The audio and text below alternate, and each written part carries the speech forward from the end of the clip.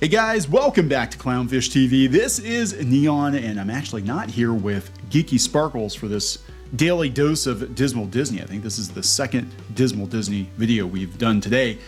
But apparently Bob Iger is admitting that Disney overspent on Disney Plus, that they were intoxicated by early Disney Plus subscriber growth.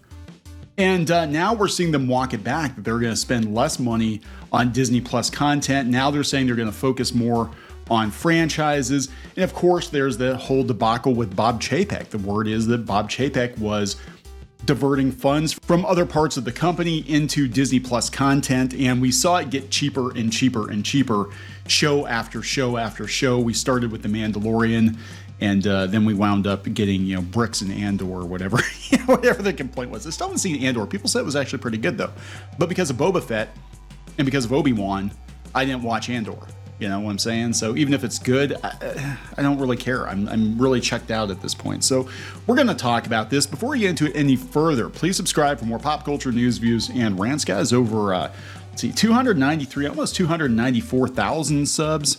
Thank you so much for the support. Greatly appreciated. It is greatly appreciated. And make sure you're still subscribed, because YouTube has a tendency to unsubscribe people for whatever reason.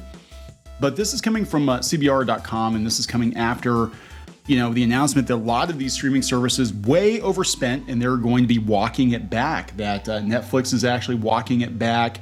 HBO Max for sure is walking it back, except for Velma. For some reason, Velma still gets a second season. But they're canceling shows all over the place. Now Bob Iger admits that Disney was intoxicated by early Disney Plus subscriber growth. They were blinded by the light. Wrapped up like a douche. No, I'm sorry. Revved up like a deuce. For a long time, I thought it was wrapped up like a douche. It might as well be. You're blinded by the light, wrapped up like a douche. Another Bob in the night. Disney CEO Bob Iger admits the company was too drawn in by the early success of Disney Plus amid reports of a significant subscriber decline in 2022. Bob Iger concedes the mass media franchise got lost in the numbers as Disney Plus looks to find a way back, following a multi-million-dollar subscription decline during the final quarter of 2022. It wasn't really that bad, all things considered, and it was mostly overseas, but still. In an interview on CNBC's Squawk on the Street, Iger spoke about the future of Disney Plus amid months of reports that the streaming service has been losing money. The Disney boss admits his company was too infatuated with promising subscriber growth early on, knowing that there was still a lot of work to do to make the service a comfortably profitable one. One of the things that happened was we got intoxicated by our own sub growth. We said 60 to 90 million subs in 5 years. We blew through that in a year, thank the pandemic. And suddenly everyone was on board with this meteoric sub rise, and that it would continue. We leaned into that because it seemed like that was the primary metric we'd be measured by. And the truth is, the shareholders expected Disney Plus to add tens of millions of subs every quarter. And for the first, year or two it was out, it did. But, we hit a ceiling. Whoever wanted Disney Plus has subscribed to Disney Plus. And I'm going to be honest, the content has been lacking. They've, even though Marvel and Star Wars both started out kind of strong, the content has dropped off in the last couple of years, last couple of shows, and people just really don't care. And there's not a lot of content. It's mostly a Marvel and Star Wars show, like one new show at a time, right? And a couple of direct to TV movies.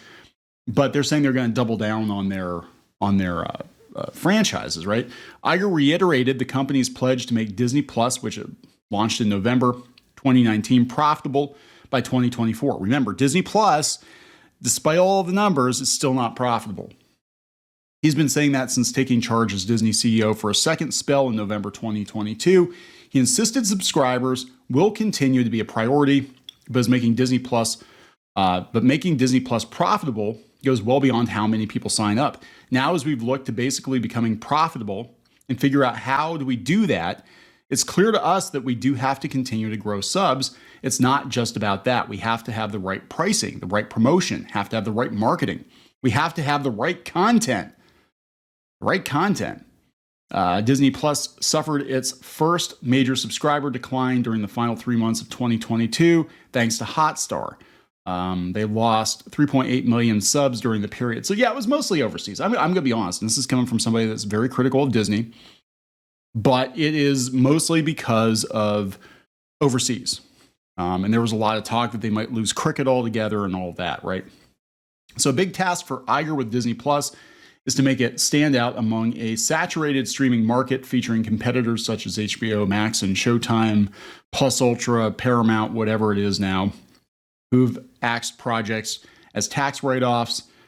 So they have Agatha, Coven of Chaos, Echo, which nobody cares about, and X-Men 97, which I'm cautiously optimistic about, being a huge 90s X-Men fan, and knowing that the showrunner seems to be respectful to the source material, I'm cautiously optimistic. Disney Plus was the subject of scrutiny under Bob Chapek, who Iger succeeded. Chapek reportedly shifted budgets for Disney Plus's original shows to hide the streaming service's financial loss, which was one of several PR blunders to occur during his tenure. Yeah, it's true. But look, everybody's canceling stuff. All these streaming companies, they all were racing to the bottom of the barrel. It was an arms race to the bottom of the barrel. They kept spending and spending and spending obscene amounts of money on content, greenlighting just about anything, resurrecting just about any TV show for any reason, movies nobody asked for, cartoon shows nobody was asking for.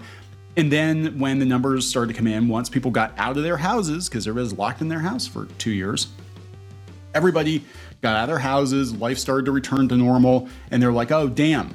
Now what do? We way overspent, and we're going to hit a ceiling on the number of people that actually want to subscribe to our service. Oh, crap. Let's start canceling stuff. And some of the stuff they're canceling just does not make sense, but, I'm not in charge, so I don't know. But I think we're going to see more of this. We're going to see more of these streaming services spend on the shows they think are going to perform, and that's basically it. I think maybe they won't do as many Marvel or Star Wars shows on Disney Plus, because Iger was talking before about theatrical and linear, and I wonder if he's thinking like, yeah, if we're going to do Star Wars, might as well just put Star Wars in the theater again, make good Star Wars, hopefully, after Kathleen Kennedy gets gone, make good Star Wars, put it in the theaters and let it do its thing versus, a bunch of budget cut Star Wars shows on Disney Plus. It's like the Ewok movies on ABC back in the day. That's basically what it is, especially Boba Fett was bad. Boba Fett was so bad. So bad. Anyway, I'm going to wrap this up. It's interesting to see them admit that they miscalculated, they screwed up, and they're going to have to fix it, or Peltz is going to get them. So please subscribe for more pop culture news, views, and rants, guys. We will talk later.